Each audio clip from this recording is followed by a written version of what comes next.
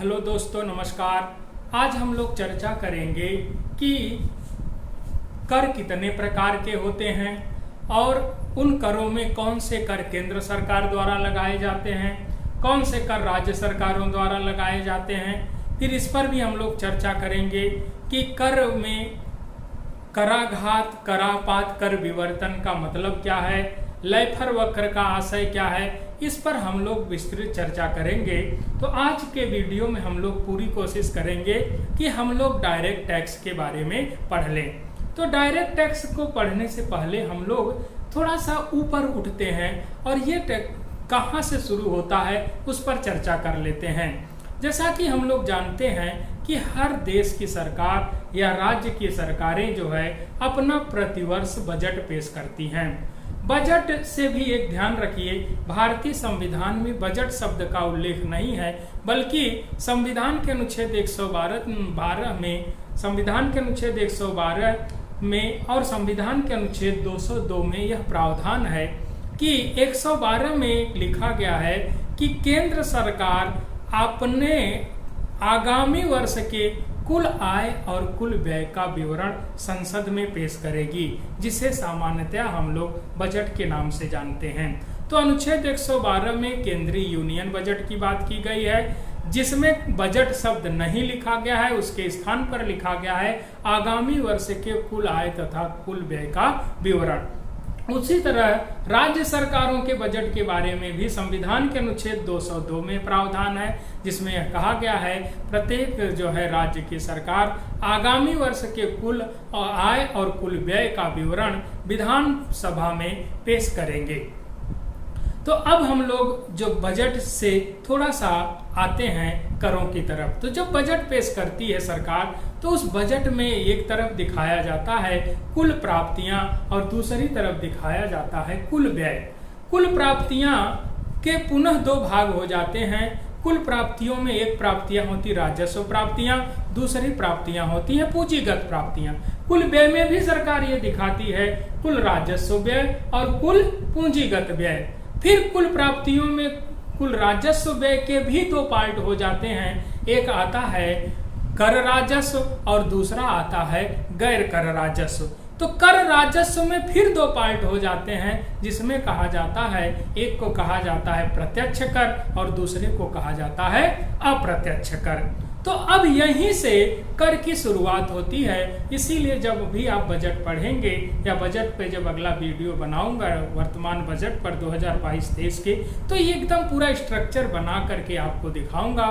और इससे बहुत ज़्यादा प्रश्न सभी प्रतियोगी परीक्षाओं में बनते हैं। IAS PCS में तो बहुत ज़्यादा प्रश्न बनता है। बजट है, बजट के प्रकार है, बजट में घाटे की अवधारणा से प्रश्न बनता है कि प्राथमिक घाटा क्या होता है, राजस्व घाटा क्या होता है, राजकोषीय घाटा क्या होता है, प्रभावी राजस्व घाटा क्या होता है, कौन सा घाटा ज्यादा है, कौन सा कम है, कौन सा कितना होना चाहिए।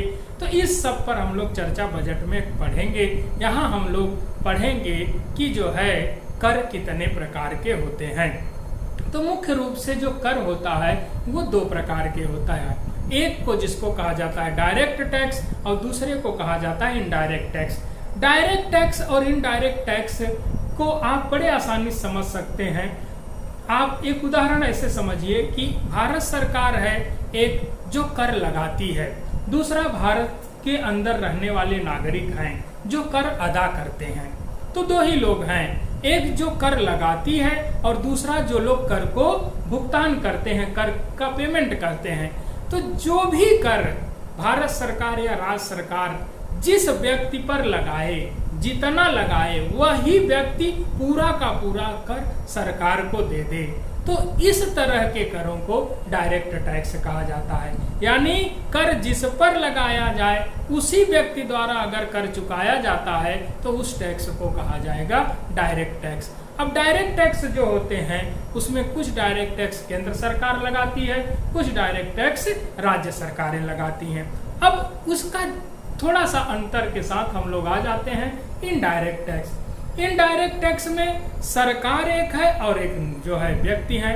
तो जो इनडायरेक्ट टैक्स होते हैं उसमें की परिभाषा यह है कि जिस व्यक्ति पर लगाया जाए उस व्यक्ति द्वारा कर न अदा करके किसी दूसरे या तीसरे व्यक्ति द्वारा जब कर दिया जाता है तो ऐसी स्थिति में कर का भार किसी और पर पड़ता है और कर लगाया किसी और पर जाता है। यानी जब सरकार और करदाता के बीच सीधा संबंध न हो तब उस कर को इनडायरेक्ट टैक्स कहा जाएगा। जैसे मान लीजिए भारत में लग रहे हैं वस्तुओं पर कर, सेवाओं पर कर, तो जितने भी वस्तुओं और सेवाओं पे कर लग रहे हैं वो सारे के सारे कर जो है अप्रत्यक्ष कर यानी इनडायरेक्ट टैक्स के तहत आते हैं। जैसे मान लीजिए आपके यहाँ बिक्री कर लग रहा है, बिक्री कर विक्रेता पर लग रहा है। मान लीजिए सरकार ने 10% बिक्री कर विक्रेता पर लगा दिया। विक्रेता क्या कर रहा है कि 10% बिक्री कर को वस्तु की कीमत में जोड़ करके उपभोक्ता से ले वसूल लिया। अब ऐसी स्थिति में कर लगाया गया विक्रेता पर और वास्तव में देना पड़ रहा है उपभोक्ता को, कस्टमर को। तो ऐसी स्थिति में करदाता और सरकार के बीच सीधा संबंध नहीं हुआ। तो जब जिन करों में सरकार और करदाता के बीच सीधा संबंध नहीं होगा तो उस कर को अप्रत्यक्ष कर कहा जाएगा। बहुत से अप्रत्यक्ष कर के उदाहरण है, जैसे बिक्री कर है, उत्पाद शुल्क है। उत्पाद शुल्क यानी उत्पादक पर लगेगा। मान लीजिए सरकार ने कोई घड़ी बनाने वाली, कार बनाने वाली, टीवी बनाने, मोबाइल बनाने वाली कंपनी पर मान लीजिए भारत सरकार 20% जो है उत्पाद शुल्क लगाती है। तो उत्पादक करेगा क्या? उत्पादक वस्तु की कीमत में 20% टैक्स जोड़ देगा और टैक्स जोड़ करके वसूल लेगा कस्टमर से। तो ऐसी स्थिति में लगाया गया उत्पादक पर और देना पड़ा जो है कस्टमर को, तो ये भी टैक्स जो है इनडायरेक्ट टैक्स हुआ। और डायरेक्ट टैक्स में जैसे मान लीजिए हम लोग पढ़ रहे हैं इनकम टैक्स, कारपोरेशन टैक्स। मान लीजिए किसी व्यक्ति की आय 10 लाख रुपए है और सरकार उस पर 20% इनकम टैक्स लगा देती है। तो जब सरकार 10 लाख पर 20% इनकम टैक्स लगाएगी तो जिस व्यक्ति पर 20% इनकम टैक्स लगेगा वही व्यक्ति सरकार को इनकम टैक्स देगा। तो ऐसी स्थिति में जो इनकम टैक्स हुआ वो डायरेक्ट टैक्स हुआ, जो आपका बिक्री कर हुआ या आपका उत्पाद शुल्क हुआ, ये सब इनडायरेक्ट टैक्स हुआ। तो अब हम लोग यहाँ पर एक शब्द और उत्पन्न हुआ इसी से। देखिए डायरेक्ट टैक्स में जिस व्यक्ति पर लगाया गया उसी के द्वारा जो है इनकम टैक्स दिया गया। इनडायरेक्ट में लगाया जा रहा है उत्पादक पर या लगाया जा रहा है विक्रेता पर, देना पड़ रहा है उपभोक्ता को। तो यहाँ पर दो बातें उभर कर सामने आती हैं, दो शब्दावलियां अर्थशास्त्र में। एक को कहा जाता है कराघात, दूसरे को कहा जाता है करापात, और तीसरा शब्द बनता है कर विवर्तन, यानी टैक्स इम्पैक्ट, टैक्स इंसिडेंस और टैक्स शिफ्टिंग। तो टैक्स इम्पैक्ट क्या है? जिस व्यक्ति पर कर लगाया जाएगा उस व्यक्ति पर जो कर का भार पड़ेगा उसे कहा जाएगा टैक्स इम्पैक्ट यानी कराघात, और जिस व्यक्ति द्वारा कर दिया जाएगा उसे कहा जाएगा करापात यानी टैक्स इंसिडेंस। जैसे मान लीजिए कि सरकार ने उत्पादक पर 10 रुपए जो है उत्पाद शुल्क लगाया, तो जो उत्पादक पर उत्पाद शुल्क का प्रभाव पड़ा उसे कहा जाएगा कराघात। उत्पादक ने टैक्स को कीमत में जोड़कर उपभोक्ता से वसूल लिया। अब उपभोक्ता ने वास्तव में टैक्स दिया, तो यहाँ पे उपभोक्ता पर जो कर का भार पड़ा उसे कहा गया टैक्स इंसिडेंस यानी करापात। कराघात जिस व्यक्ति पर कर लगाया जाता है, करापात जिस व्यक्ति द्वारा कर वास्तव में अंतिम रूप से चुकाया जाता है। दोनों की परिभाषा एकदम, कराघात जिस व्यक्ति पर कर लगाया जाता है या जिस व्यक्ति पर कर का प्रारंभिक भार पड़ता है। करापात जिस व्यक्ति द्वारा वास्तव में कर को चुकाया जाता है या अदा किया जाता है उसे कहा जाता है करापात यानी टैक्स इंसिडेंस।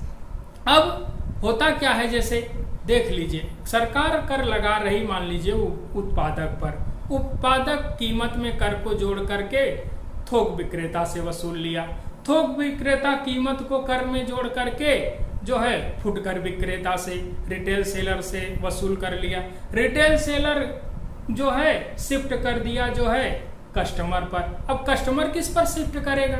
यानी टैक्स लगाया गया उत्पादक पर, उत्पादक ने शिफ्ट कर दिया जो है होलसेलर पर, होलसेलर ने शिफ्ट कर दिया रिटेल सेलर पर, रिटेल सेलर ने शिफ्ट कर दिया कस्टमर पर। तो यहाँ पे कराघात और करापात तक कर टालने की जो प्रक्रिया है उसी को कहा जाता है कर विवर्तन।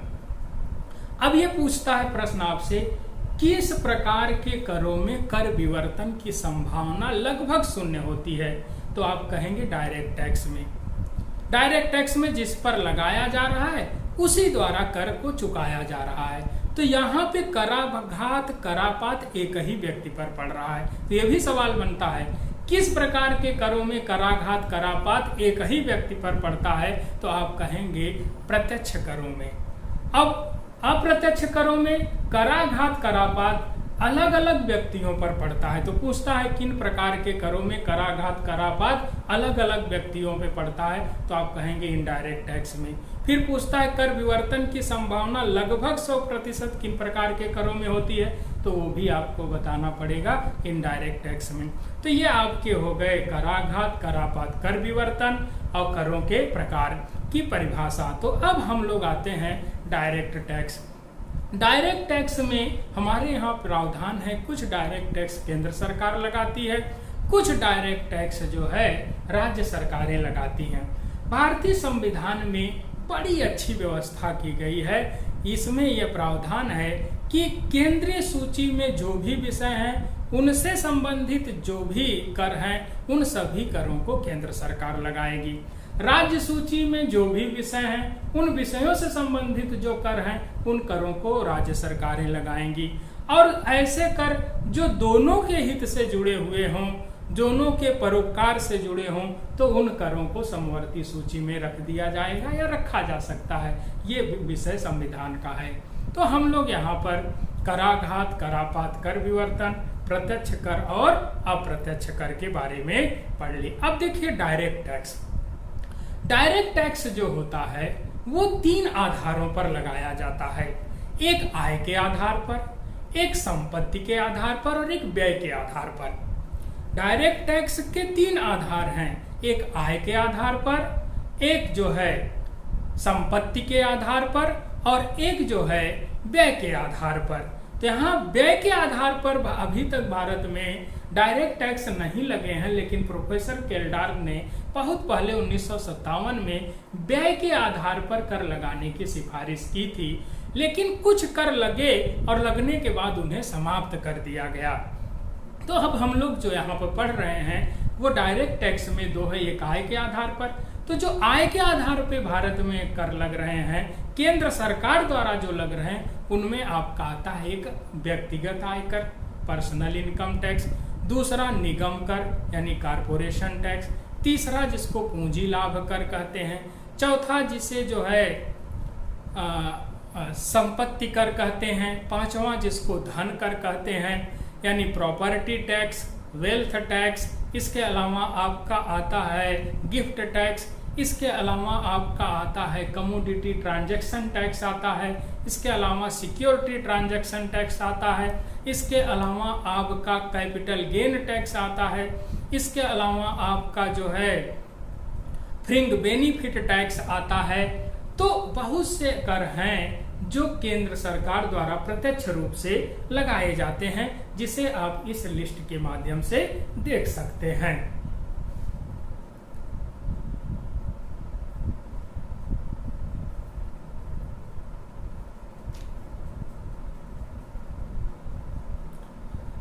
अब जो राज्य सरकारें प्रत्यक्ष कर लगाती हैं उन करों में मुख्य रूप से जो लगता है कृषि आय पर कर है, भू राजस्व कर है और बहुत से और कर हैं। तो उनके बारे में भी आप एक लिस्ट देख लीजिए जिसमें राज्य सरकारें प्रत्यक्ष कर लगाती हैं।